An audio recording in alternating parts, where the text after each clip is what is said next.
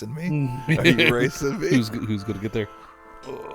Oh, man. Wow, two old motherfuckers. Grunting and groaning, watching football on a Sunday. Oh, shit. 2-point coming up for Tampa. Look at this shit. Oh, yeah. Oh, my God.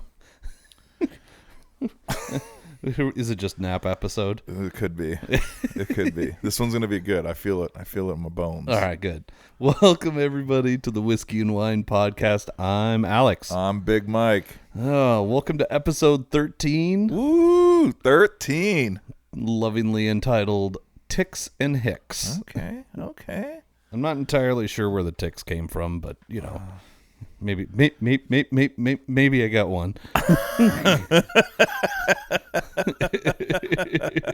Boom. That's what it came from. Or that old Brad Paisley song, Let Me Check You for Ticks. That's right. Yeah. I'll do that for you, man. Yeah? Yeah, I'll check you. All right. Hang on a second. Let me take this off real quick. Thank God we don't film any of this stuff. Oh, God, no. Nobody want to see. No video evidence. You and I sitting in some room with like our beer bellies hanging out. Just like, yep, no, we're totally into this episode right now. Totally into it. Yeah, rub my belly some more, Mike. Oh, well, this week we are drinking a little Whistle Pig. Whistle Pig, not just any Whistle Pig. Something I didn't even know existed. I didn't either. So this is a farm stock whiskey, and I think it's just kind of a marketing thing that they do. It says blended for Oregon, so it's the Oregon edition. You know, it's, I don't know. It's just different. It's very, very light looking compared to a lot of the others that we've been tasting lately. So it's a very light whiskey. I'm going to give this, here, little cheers. This little, there's no rock in this one. No. Well, that's pleasant. It's very pleasant. Yeah. Well, that's not bad. I don't know. I think we've gone through some hot ones before. This one is definitely not, but no, it's got a good finish on it. We'll see how she goes through the episode. That's right. The episode is young. We'll see where it takes us. If it's just snoring at the end of the episode, you'll know we drank too much of it. It's gonna happen one of these times. Well, Mike, you and I both grew up a little redneck-ish. Like, not necessarily, you weren't necessarily in Redneckville, but you grew up with a redneck attitude. Oh, 100%, man. I came from Southern California, right? So yeah. Probably the farthest thing away before we moved up to Oregon. Well, no, yeah, I definitely have some redneck in me somewhere. Yeah. I mean, there's a little bit of hickish that goes along with most of the stupid shit we do. Oh, yeah, 100%. I mean, we've all had these brilliant ideas in the past, and then, you know, we get a little bit older and we look back and we're like, what in the hell were we thinking? Like, yeah, I ask myself that on a regular basis. Like, I am regularly surprised that I made it through my teenage years without, you know, some sort of major maiming or being dead with some of the stupid shit that I did. Oh, 100%, man. Like we had, did you have BB guns growing up? Oh, man, did we? Yeah. So we had BB guns, and, you know, we also had like hunting guns and stuff. But when we were younger, we had the BB guns. So we had, at our place, my brother and I had one BB gun, like the old spring action, like lever, just one pump of the lever. The Red Ryder, yeah, baby. Exactly. From the Christmas whatever movie. One pump of the handle, yep. and the spring would shoot out the BB and everything else. And then we had one of those pump action pellet guns. Yep. And every so often, my brother and I would decide to have like BB gun wars. Like, what the hell are we thinking doing a BB gun war? One, like, not with any protective gear or anything like that. It's not like we had the paintball gear or any eye protection at all or any face protection. And then we just, whatever. Let's just go let's have a BB gun war. Yeah, totally. Now, is this just the two of you? Yeah, Okay, just all right. the two of us. Because, we lived out in the country and we didn't always have friends that could come over and everything unless they could get a ride out there. So he and I, we got along relatively well. And so one time, I think we were doing a BB gun war and it was always the same. We would flip a coin to who got the BB gun versus who got the pellet gun. Because the BB gun was good for rapid fire, but dude, this is I love this because yes, these are the dilemmas. Yeah, the single, yeah, just one lever action, and you're ready to go for the next shot, and so you can get 3-4 shots off by the time the person with the pellet gun gets one shot off. Mm-hmm. But that pellet gun, you pump that sucker up enough, and that thing is good from, damn near 100 yards away, and it still hurts like hell. And those pellets were a lot heavier and more dangerous than I think the BBs were. And so we had a pellet gun, BB war gun fight one day, or war, and my brother, for whatever reason, he hides in this bush. And I'm walking by, and he's got the pellet gun, I've got the BB gun. And I'm walking by this bush, and he jabs the gun out of this bush and goes, "Gotcha!" and shoots this pellet gun that was at full pump, not even a foot away from my thigh. And it hits and it lodges in my thigh. I was going to say that's sticking in at that point. Yeah, it broke the skin. It's underneath the skin. It's in my thigh somewhere.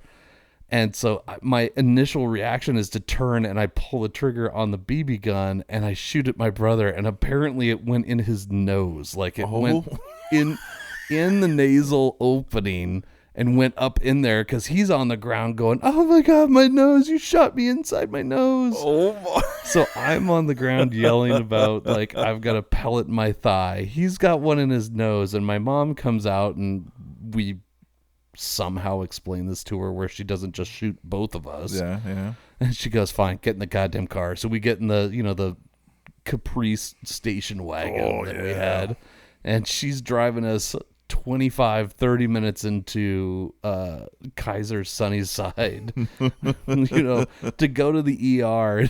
We're just driving along, and she finally goes, "I was having a normal day. I was having a good day. I was having a regular day. And then you two assholes had to think that having a BB gun war was a great idea. Now I've got one of you with a pellet in your thigh and one of you with a BB in your nose, and neither of you are going to be cheap to fix." Fucking rednecks. Oh, man. We're sorry, Mom. Dude, you guys were gangsters. We had BB gun wars all the time. I don't think anyone ever got one stuck in their thigh or fucking their nose. Hey, it's still the best headshot I've ever had all my life. Played a lot of video games since then, and I've never had a headshot that was quite so Dude, that was 1 in a million expensive. shot right there. No, yeah, holy shit. You guys were true freaking gangsters. That's insanity. Oh, yeah, no, we were smart. We had this wooded area over in Tualatin growing up, and that was it was, I guess, part of a church or something. I don't know, but there was just enough woods that there was a neighborhood. It must have been, probably 4 to 6 of us that we would do our BB gun wars, and we thought we were, looking back, it's very comical, but we were like, we're going to wear ski goggles because that would sure fucking stop a BB, the thinnest layer of tinted, pretty much milk carton plastic, right? That's barely attached to the foam that goes on your face. But we thought at the time, right? We don't want It's super safe. Hey, you know what? You've got something in between your eyes and that BB that is definitely coming for your head. Because God forbid anybody take a body shot, right? Oh, dude, we used to layer up, man. Did you guys just do it in T-shirts and jeans when you did? Yeah. Oh, no, dude. I couldn't have hung out with you, man. We had fucking sweaters, jackets, Dude, pants. it's not for toughness. It's just for lack of intelligence, okay? Like, you were smart enough to know that when you got hit with something like that, you should probably have a few layers on. Neither my brother nor I could put two and two together to realize that probably having a few layers in between us and whatever hits us would be a good idea. So we're just out there in shorts and flip-flops. Dude, that is freaking comical. Oh, fucking morons. But we all had the same shit as you guys. The old single action, right? Yep, the Red Rider and then style. I remember the 760 Pump Master by Dave. That was the one that you'd have to fucking, what was it? And then max a 10, but like 6 or 8 was kind of the sweet spot. Yep. But it would give away your location. So Yep. we'd always allow whoever had those. Yep. When we would start, you would pop it up and cock it and get it all ready, and then you'd have to go hide and do whatever. We would try to do sanctioned games like a capture the flag type thing, so some people could hide, other people would have to go and collect something. Yep. But it was funny.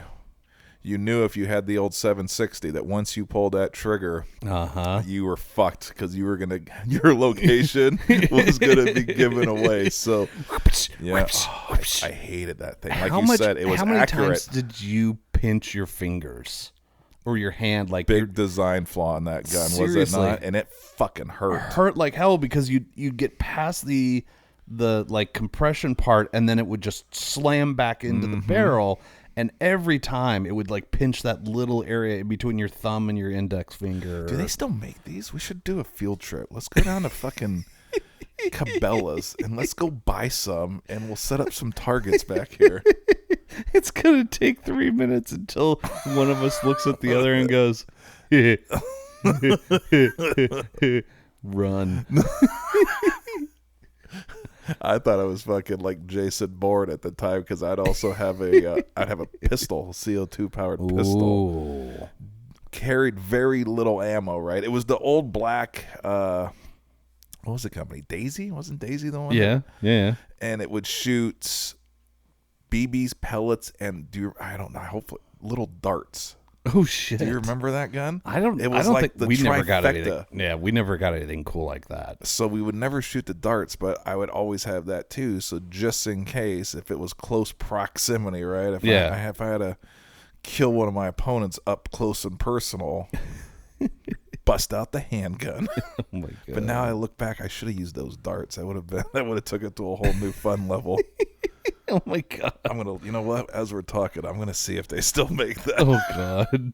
Oh great. So now I got to search you every time you come over here. Don't worry. I didn't put the darts in this time. Yeah, there's no darts. Like, yeah. I mean, how did our generation not end up blind in one eye? Seriously. Like in between BB guns, lawn darts, and even the cheap dart game that was the plastic dart game with like the 4 million holes in it for the plastic tips from the darts. Oh yeah. Like we'd throw those things hard enough you could stick it into somebody. Shit, I remember one time we had an actual dart board that I think like an uncle gave us or something like that. And I think we had it for half a day because at one point my brother like pretended to throw the dart at me, but he accidentally let go. And it went right between my eyes. Seriously? Like right above my nose, and it stuck. So like the sharp point went and it hit my skull and it like went up, so it was just hanging there. And so I've got a dart hanging off my forehead, and it was like this long pause for my brother, like, oh fuck, oh fuck, oh fuck, oh fuck. And I pulled this thing out of my head. And I started running after him, and I'm trying to stab him with the damn thing. I'm like, you almost put my fucking eye out, you son of a bitch. Running down the stairs, and my dad catches us. What the hell are you guys doing? He threw a dart, and it went right here. Look at all the blood coming down my face. Oh. Give me the dart, you two are idiots. Give me the whole dart board. On all the darts, this is going in the burn pile. But we really like it. No, clearly you don't, because you're trying to murder each other with it, and it's been half a day. Did you find it? Well, I found They're as low as $19.99 through great. Daisy's website right now. Great. That's what we need is inexpensive. It's a Daisy Model 340 pistol. Because now we've got adult money, and we can buy stupid shit like this on a regular basis. Features a 200-shot BB reservoir. I don't remember. That's an upgrade. Dude, it's literally $19.99. 240 feet per second. Oh, fuck. This is a bad idea. Maximum shoot 100 yards with a handgun? Recommended age 16. There should be an asterisk there unless you're representatives of Whiskey and Wine Podcast. And then great. So now we're going to be sponsored by Band-Aid and Daisy. Advil for all of your BB. All your BB injuries. All right, we're going to have to do some more research on these. I feel like... This is not like a spray bottle. This is not like when I do something wrong on the podcast. You can't just reach over with this pistol and put one in my thigh, okay? We're not doing that.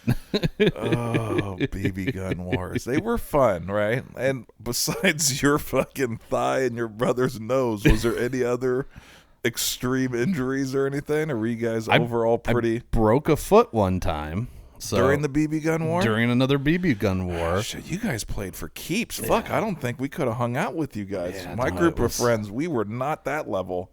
It was, and it was right before I went to some like overnight camp, like week-long overnight camp in Alabama or something like that.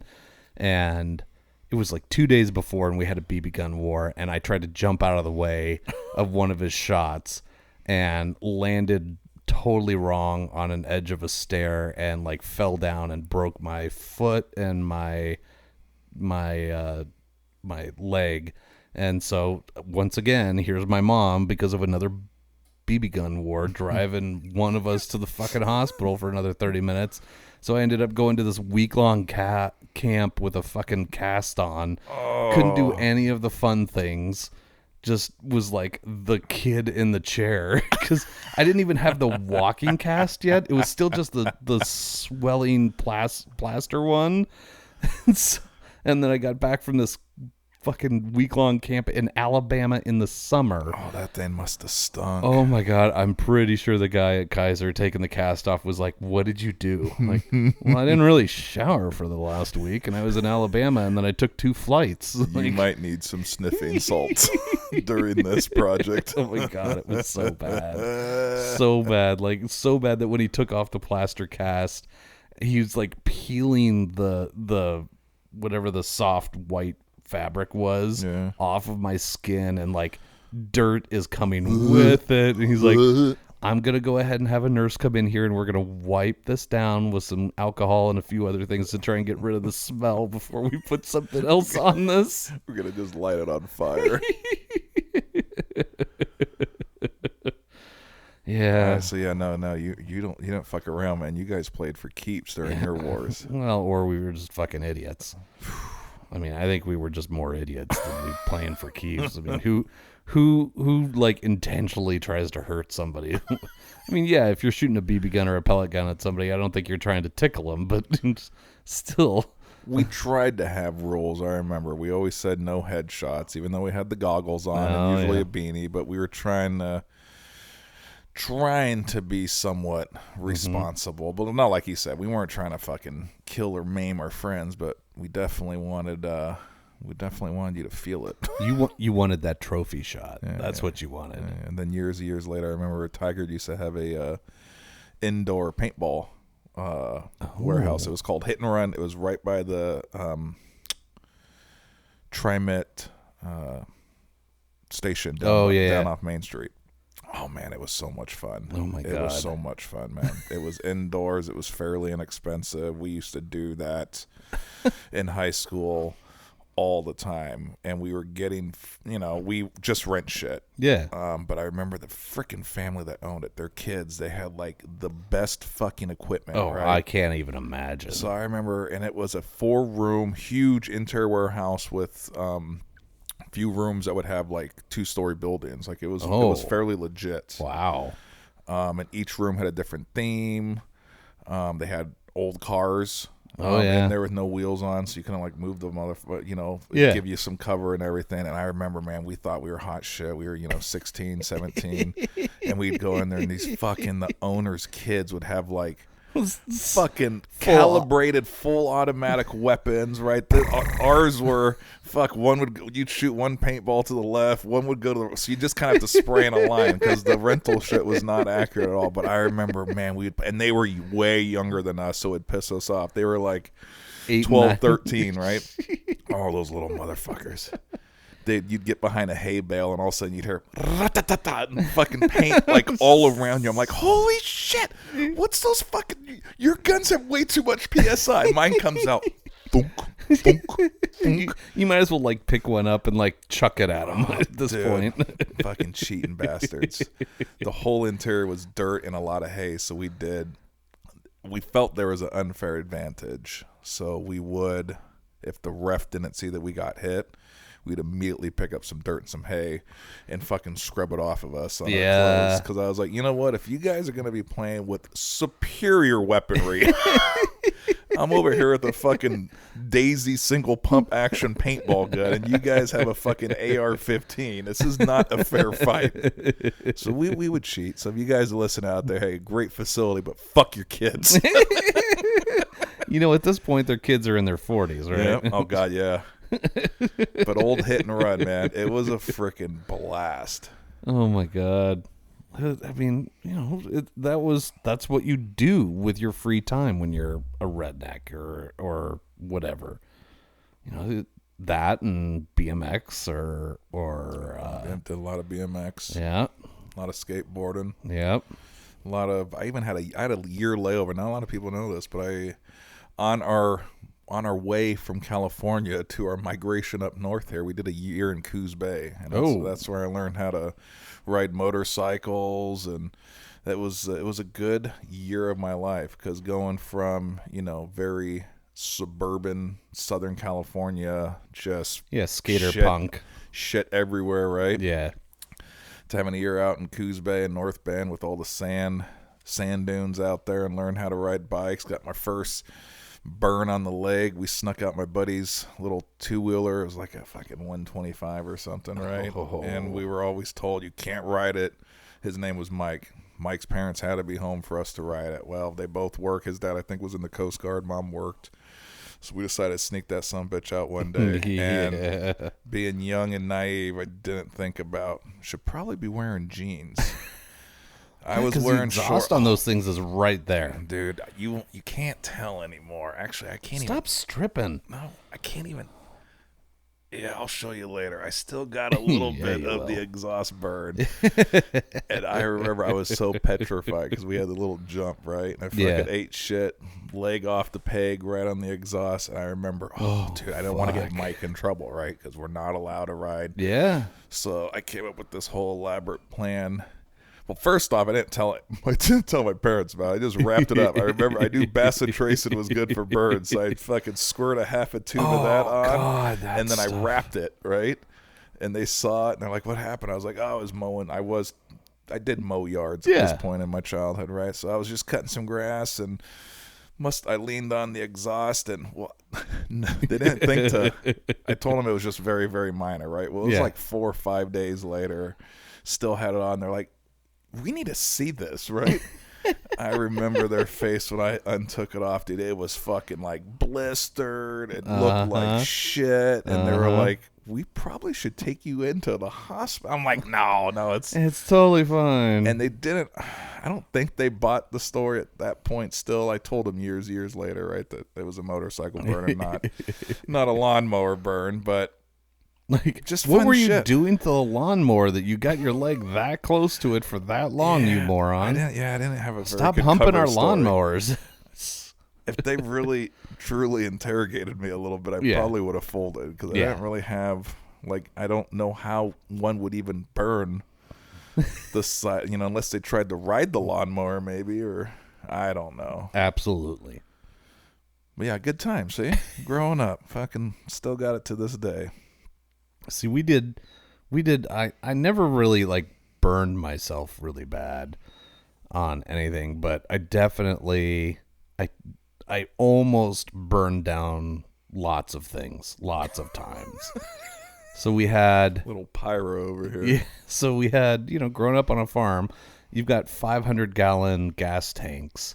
So we've got the diesel one for the tractors, and then we've got the unleaded one for all the implements and like cars and everything else. So we've got these two 500-gallon tanks that are just up on stands, and it's all gravity fed. So it's not like a fancy system, but we buy it in bulk, and so we get it's a little cheaper. Yeah.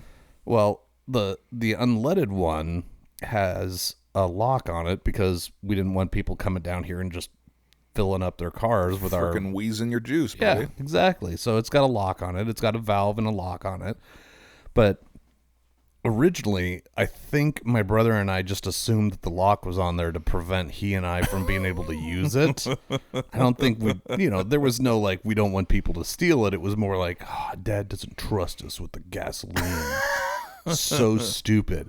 Well, there's a fucking reason he didn't trust us with the gasoline, because we would take we had BMX bikes, and we took our little shitty wood jump that we'd built. Oh, out of scraps of plywood? Yep, out of scraps of plywood and everything else, and like nailed together with like 300 nails that are all bent over. None of them are straight. God, see, I love these stories because all guys should have these stories, right? Yep, just like so cobbled together. Yeah. So we'd put this jump on the driveway, the gravel driveway, and then in the hose of the gas tank it's like a 6-foot hose, and there was always a little bit of gas left in between the handle and the shutoff valve. Yeah. So we would take that little bit of gas and we would pour it in front or at the end of the jump, and then light it on fire and jump over a flaming jump and driveway with our BMX bikes because it looks so cool. Wait, hold on, but this is next to the gas tank? So it's within 6 or so feet of the gas tank because that's the extent of how far the hose would go.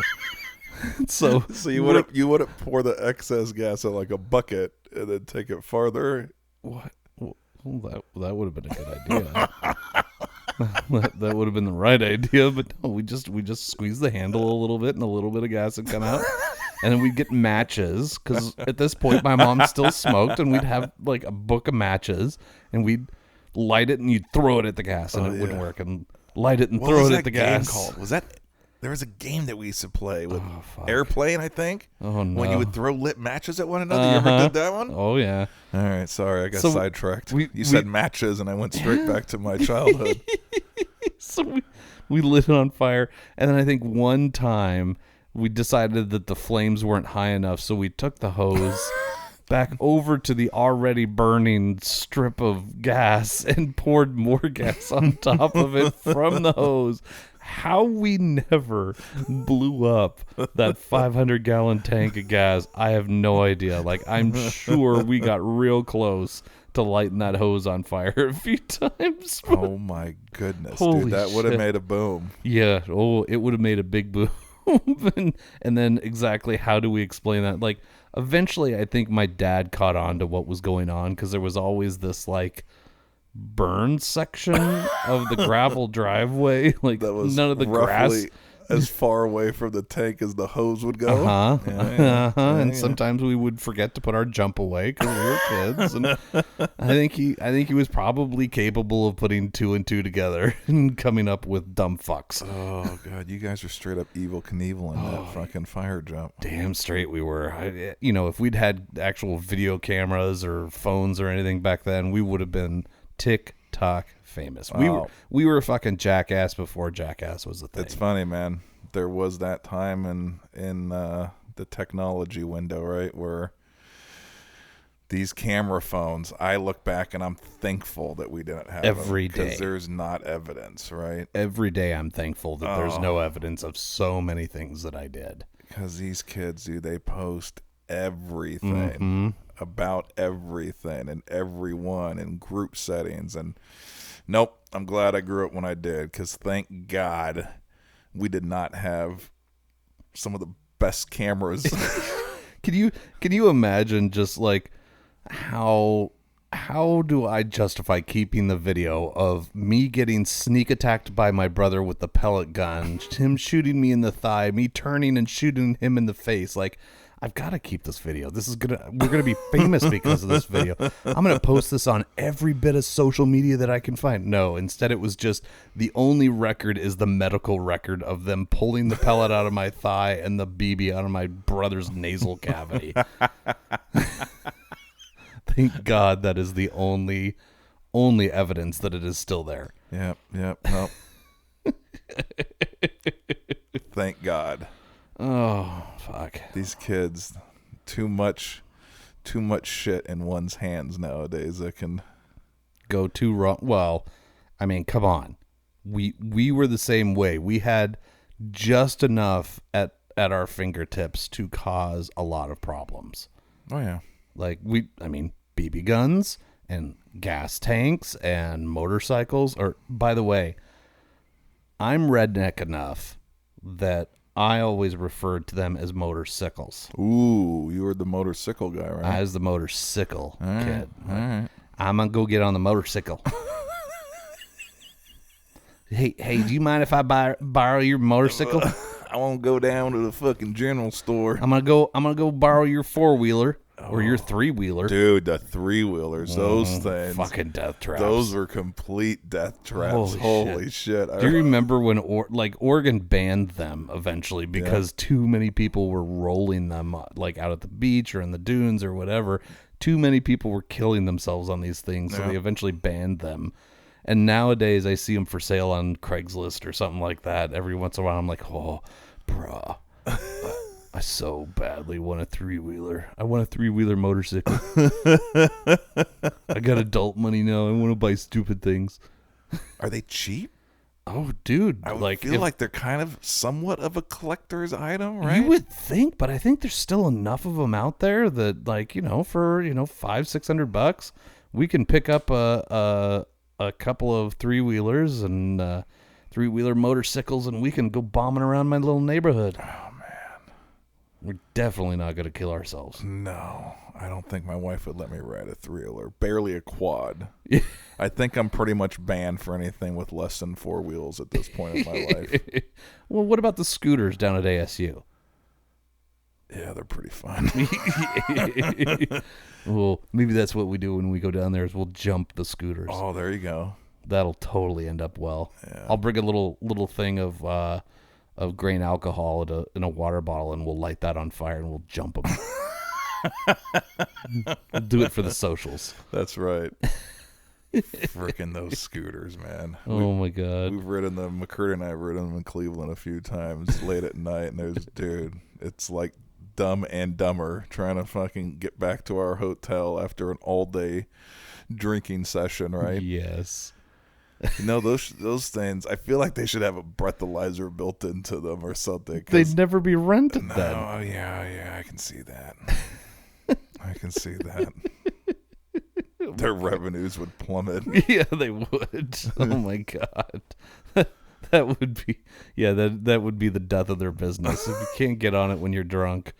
Like, at one point, Joanna and I were down in Arizona, and we were renting those little scooters, and she's like, I'm gonna race you, and I'm like, oh yeah, you'll never beat me. She blew me out of the water. Did she? Yeah. But I'm like, okay, but now we're going like 30 miles an hour on these really shitty little scooters. Maybe we should think about this again. We've both been drinking margaritas, and I don't think neither one of us would be able to either stop and or balance if you got the wobbles. Do you remember getting the wobbles on a skateboard or something? Yeah. Oof. Those death wobbles, man. I'd have to tighten up my trucks a little bit on the skateboard, because once you got them, oh man, you knew it was just a matter of time before you were gonna fucking eat shit. Oh, the death wobbles. Yeah. I did. We used to. Eventually, we got the driveway paved at the farm, and we took our skateboards. And at first, we tried on just like standing on the skateboards, but you got going too fast too quickly. And so we decided we were going to like street luge this shit. So we're using our shitty little skateboards to street luge down the driveway. Unfortunately for us, there's a really sharp curve in this driveway. I don't think we ever once made it around going full speed. Like if you like drug your feet a little bit and you slowed down, you could make the corner. Yeah. But if you tried to go full speed, we ran into the barbed wire fence. I can't tell you how many times. And then it got replaced by a wooden fence, which had zero give to it. At least the metal fence had like a little give to it. Yeah, bent up a little bit, moved. Like it'd move, and eventually the wood fence is there, and then that's just a bam. You come to an instant stop. Yeah, Redneck Olympics right there. Oh, man. Fucking brilliant. Hey, we still got our digits. Only a few minor scars. I mean, yeah, we're fine. There's nothing that's like permanently, long lasting all those years. I mean, I got a few. Yeah, I mean, there's scars, but I don't think I'm missing anything. No. Maybe that's the excuse I'll use from now on, is just like, oh yeah, I blew that off. That's why it's so short. That's why. Had a little accident. They had to take 3 inches off. Or 6.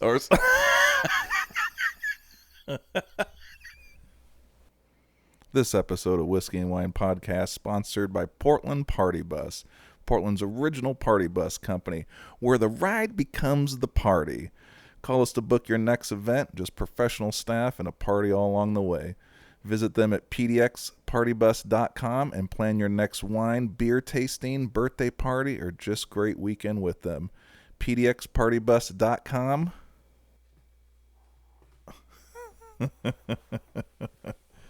Yeah, Westfall's just a small child over here looking. Little pocket over there. You found the little pockets and everything else in the chairs. Ooh, I can store things here. Yeah, this is fun. What does this do? I'm gonna put a snack pack in there for later if I get hungry. Don't be like McKenna and leave grapes in your bag for 3 months. They were definitely turning into wine by the time we found them. Little fucking prison wine right there, buddy. Oh God, that was awful. Splenda packet or two. Ferment that shit up. And then shut your brains out. Oh God. What else did we do when we were kids or younger that was dumber than shit? Well, I mean, I feel like the list is long. It's more of trying to figure out what stories are the best. Yeah. Right? Yeah. Because, I mean, lots of fire. I lit lots of things on fire. I did one time when I was in high school. I decided, working out on the farm, middle of August, not using my big part of my brain. I decided that I needed to start a burn pile because we had a burn pile ready to go. And I was like, well, fuck, I'll just burn it down real quick and it'll be fine. I didn't quite realize that burn bans are there for a reason. Like a real good reason. That is that the grass all around that burn pile was totally dead and brown and ready to go up. So, being the brilliant kid that I am, I lit the burn pile and all the grass around it lit on fire. Oh, boy. So, suddenly I've got this 20-acre field that is slowly being consumed by fire. I go down and I get the tractor with the water pumper on the back, and I'm driving around this field in my overalls, no shirt on. Oh, buddy, there we go. Yeah, this is a mental image for you. No shirt on underneath the overalls, and I am sure as shit, like, trying to put out all the fire with this little hose thing on the back of the tractor. And the fire department shows up. Oh, of course. Wildland firefighters show up. Oh, okay. Shit. So they brought in the big guns. Yeah, they brought everybody out, and then the local paper shows up the Malala Pioneer back in the day. Oh. And they show up, and they've, later that week on the front page, as my dad says, above the fold is a picture of me on the tractor in my overalls, no shirt on, Yes. putting out the fire that I had started. Fucking Fire Marshal Bill over here himself. Let me tell you something. I can fix it. And do you know what I learned that day though? Amongst other things, I did learn that burn bans are a good thing, and that you should probably pay attention to when you're burning and that kind of stuff. But I also learned that cow pies, when they're dried out, burn for a long time. So these poor wildland firefighters are out there getting practice. Like their boss is like, this is good practice for you guys. This is now turned into a training exercise. Exactly. So they're out there trying to flip over cow pies with their shovel and then spray a little water on it to put it out, because there's just these little smoldering piles out in the middle of the field where all the cow pies were. That was the only thing still smoking out there, because everything else was out except these smoldering cow pies. So you've got these 18, 19-year-old kids out there with shovels flipping cow pies over, trying to spray a little water on them. Like, oh, God, this is just getting better and better. I think my mom bought something like 50 copies of that paper just to embarrass me for the rest of my life. My dad still has several copies, and every so often likes to remind my family that this picture exists. Dude, I need to get my hands on this newspaper. Yeah, that's all right. I'm not going to give you any hints into the year or the week or anything like that. Good luck looking through a bunch of front pages for the Malala Pioneer. I'm going to find it. Damn it, I'm going to find it. Oh, God. I'm going to go to the library. What's the little glass things? The microfiche? Yes. Oh, God. I'm taking tomorrow off work. I'm going to the Malala Library. Oh, my God. Fire's good. We used to do like Roman candle wars. Oh, shit. Right? Did you ever do those? No, because we never, Yes. Like, by the time I was old enough for that stuff to be fun, it was all illegal in Oregon. Yeah. They were fun. I remember we modify like legal stuff. What were they? The piccolo pizza. Oh, yeah. If you bash the fuck out of them with the hammer, right, it would compact the top. Yeah. Yep. And it would turn into a bomb. Yep. It'd go boom. Yep. So we like to do some modifying of fireworks, but no, a lot of fire. I'm trying to think what else. Man. Skateboarding, BMX bikes. Well, I told you this story a while ago. Never sure. So I did drive. I drove myself one day to middle school. Wait, no. Yeah. Middle school? Yeah, before I even got my permit. We lived close to Hazelbrook Middle School in Tualatin. I stole the keys from my parents, and I made an extra copy of a pickup truck that was gonna be my car when I turned 16. So it was kind of an extra vehicle, and it was a 5-speed. So I wanted call it practice, right? Yeah. So yeah, both parents, they worked during the day. So I remember I jumped in that with my buddy Jeff and maybe even another random guy. Single cab, bench seat, 5-speed.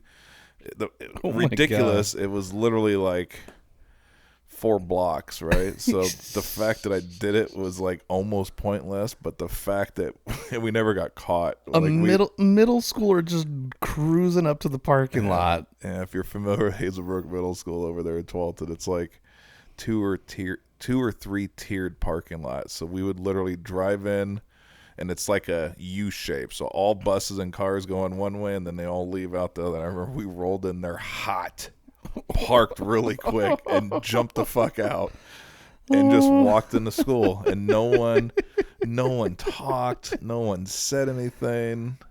What? How could you even get away with this? Like, there's no kids that can drive. Dude, I don't know. early 90s. No one fucking cared, I guess.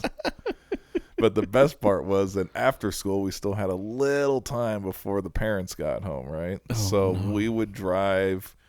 Sherwood then was like nothing, right? There was there was the one shopping center with the DMV, and I think it was I don't remember what it was. I think it was a grocery store before even like the Safari Sam's. And what is it? Isn't it like a TJ Maxx or is it? Yeah, like a Ross now. Something, right? Yeah.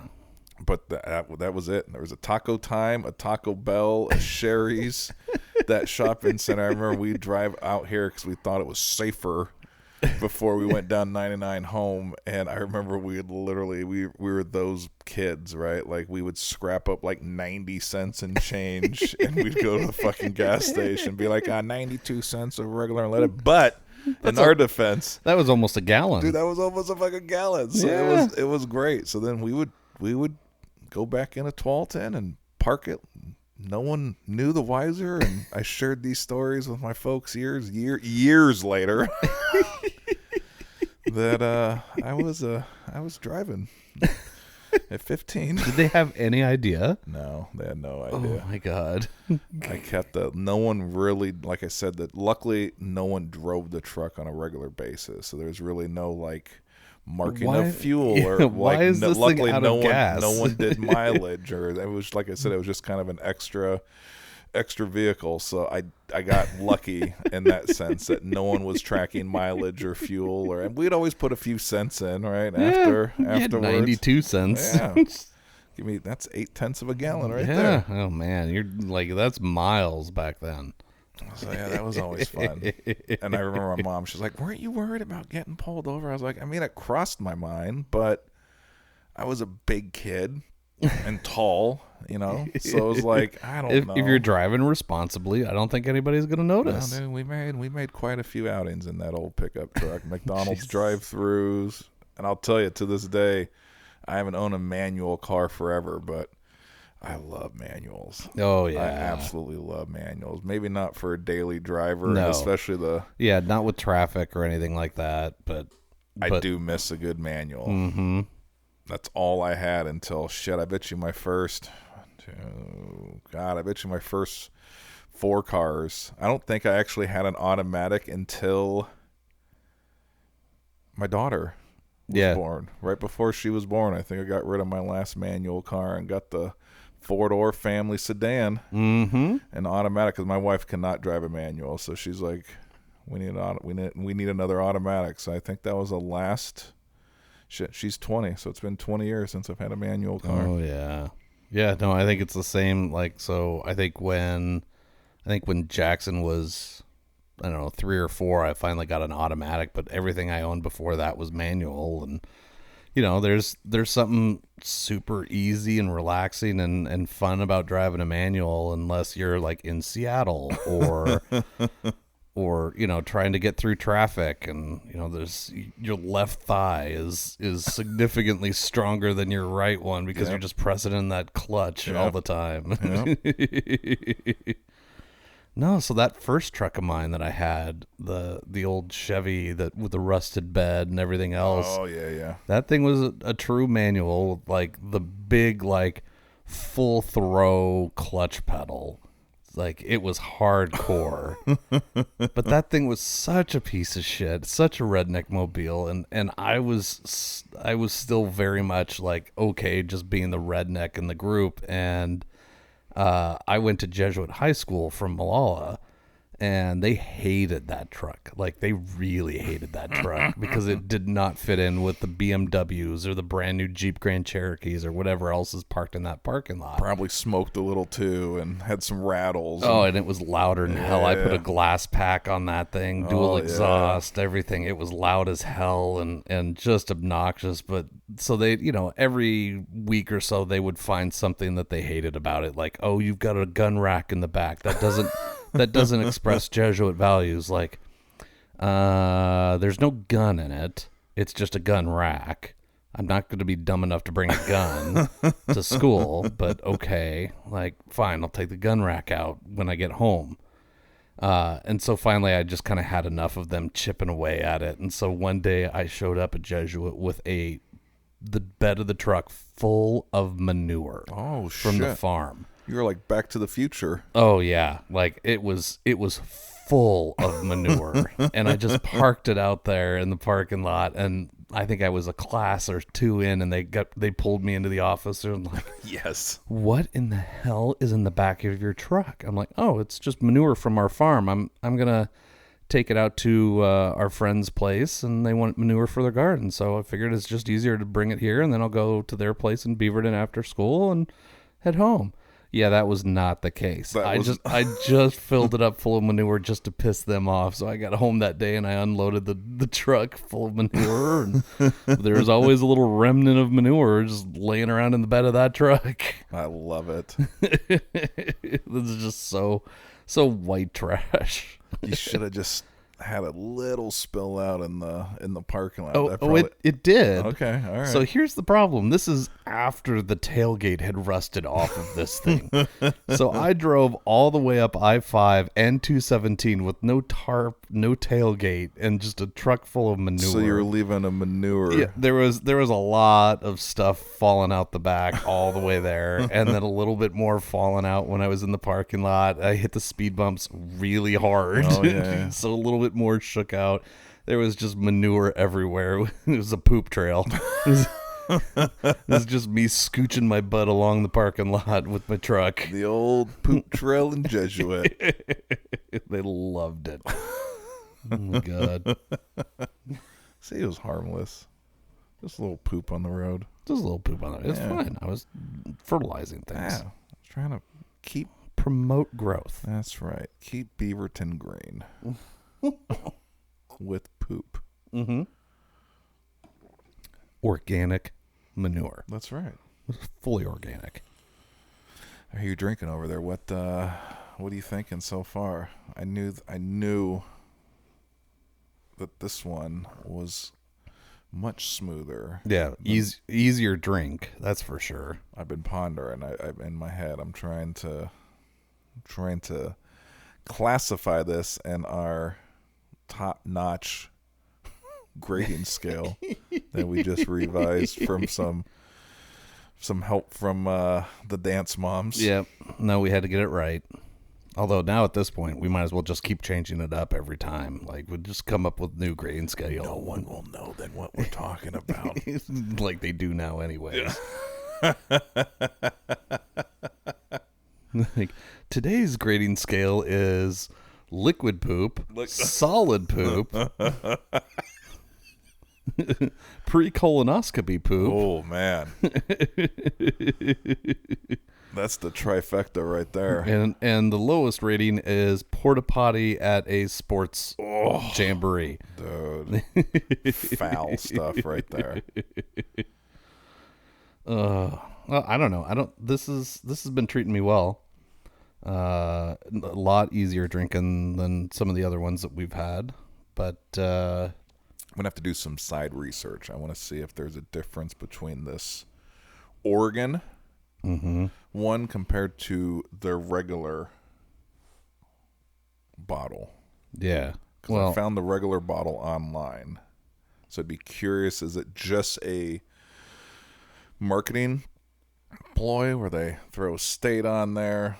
They ship it, right? Well, that's what we were finding. We were kind of farting around on the internet before, was that like there's Alabama and Idaho and a bunch of other states, but it's not like I don't think there was anything that was specifically different about it. I think it's just blended by people from Oregon for people from Oregon, or Alabama or Idaho or whatever it was. Hey, my hat goes off to them. That's a great hustle. Yeah, right. You can sell 50 extra versions of the same thing as long as you get some jackass from Oregon to show up and go, "Yep, that one tastes pretty good. I like that Oregon blend. That's mighty fine." Hang on, let me park my wagon train. The old wagon. Oh, the Oregon Trail. Loved that video game. Oh, yeah, no, that was a good game. I died of dysentery a lot. Oh, man, fuck. Killed me 9 out of 10 times. Mm-hmm. But when you finally made it to Oregon, it was, I mean, you thought you were a god. But then you had to like shut down the computer and pull the disc out, and there was no way to like save your game. Yeah, so then you started all from square one. Oh, god damn. I could never get the supplies right.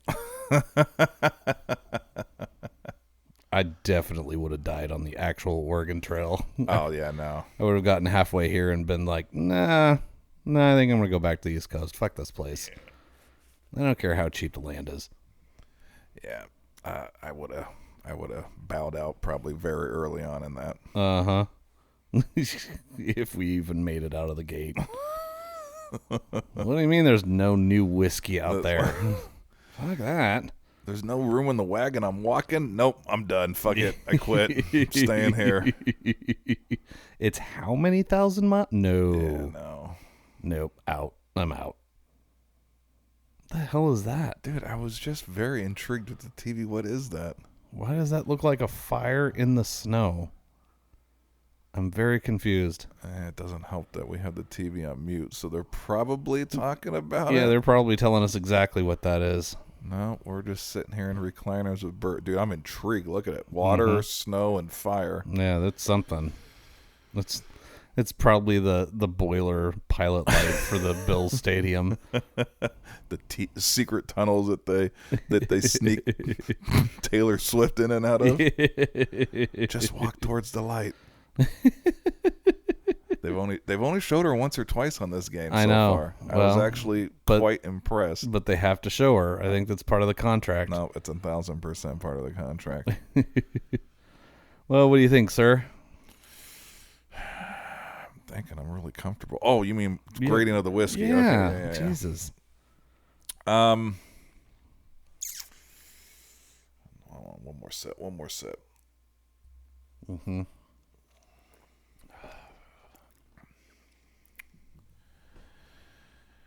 I don't want to sound like a record. I want to go high gold, but I'm throwing a but in there. Yeah.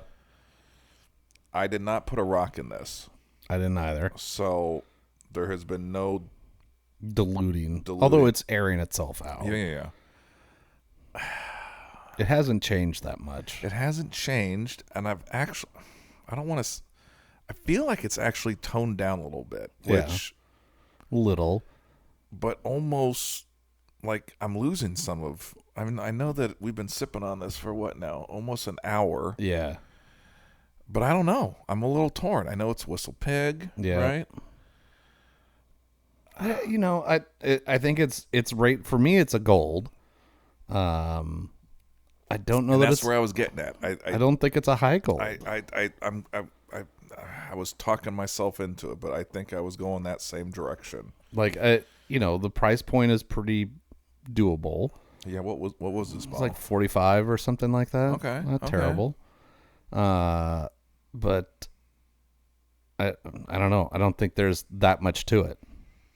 No, I kind of think it's just middle of the road. Yeah, it's not a high silver. No, it's not just basic, but it's not knocking my socks off. No, I think we're in agreement. All right. Like I said, I didn't want to do a high gold just for a high gold, but yeah, I don't think there's flavors. They're not very complex. It's toned down just by breathing. I haven't diluted it. Yep. It's a good sipper, but I don't know if it's. I don't think it's high gold material. No, I think you're right. I think this Whistle Pig farm stock whiskey Oregon version. I think a gold is fair enough. Hey, and on that, my friend, cheers. Got another grade in the books. There we go. We're starting to get good at this. Yeah, dude. I'm just proud. Not that we can keep track of what we're grading, but no, and I'm just proud that I didn't fall asleep. I'm kind of in the same boat. Like, how much further back can this chair go? I just dribbled on myself. Oh, I'll get you a bib for the next episode. The fact that now Mike's dribbling bourbon out of his lip. We just order pizza and wings up here and just take a little nap. God, yes. Yeah, we're totally still recording another episode. I told you, my wife already told me that she's not cooking dinner tonight, and I'm not cooking dinner. So at some point, You're going to have to figure out dinner. Yep. What's between here and my house? How does McDonald's sound, honey? You lazy fuck. God. It sounds like you didn't plan anything. That's ding, ding, ding, ding, ding. I'm just hoping the house was clean. Can't be left on the weekends by myself. No, you unsupervised Mike or Alex is just like, it's like having a teenager. Yeah. Oh, well. The house, I didn't burn the house down, so. Good job. See, Good. I've learned. Yeah, see, we've matured since we were younger, and we tried to burn things down. That's right. Yeah. Well.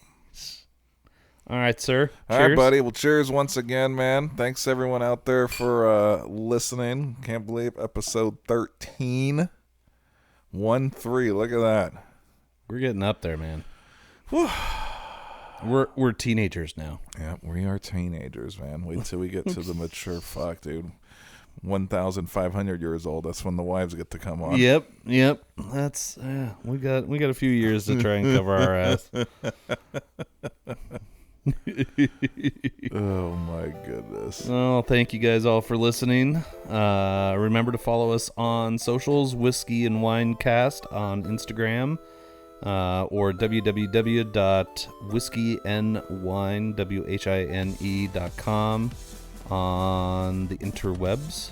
The old interwebs, you guys. And then make sure to drop us a line or comment on a post and let us know what you think. Yeah, let us know if you like our grading scale for the second time. Yeah, or we can go to the poop scale too if you guys want. Well, we have different scales in the work, so you just let us know what you want. We'll just make sound effects for how we feel like this one did. Oh yeah, we need a fart machine. Remember we talked about that? Oh yeah, we did. Yeah, fart machines. No, fart machine. All right, you ready? Oh yeah. All right.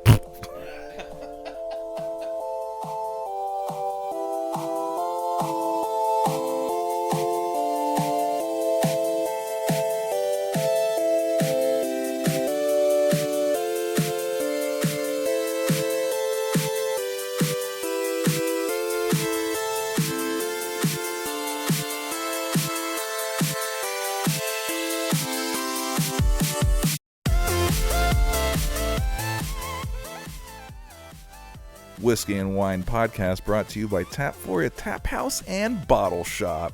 Tapforia has 28 taps, including beer, wine, cider, seltzer, and kombucha. Stop in for a pint, mug, or growler fill of your favorite adult beverage. Located on Highway 99W in Tigard, visit tapforia.com and follow them on their social media to see what they have each day on tap. Tapforia, craft beers and wine.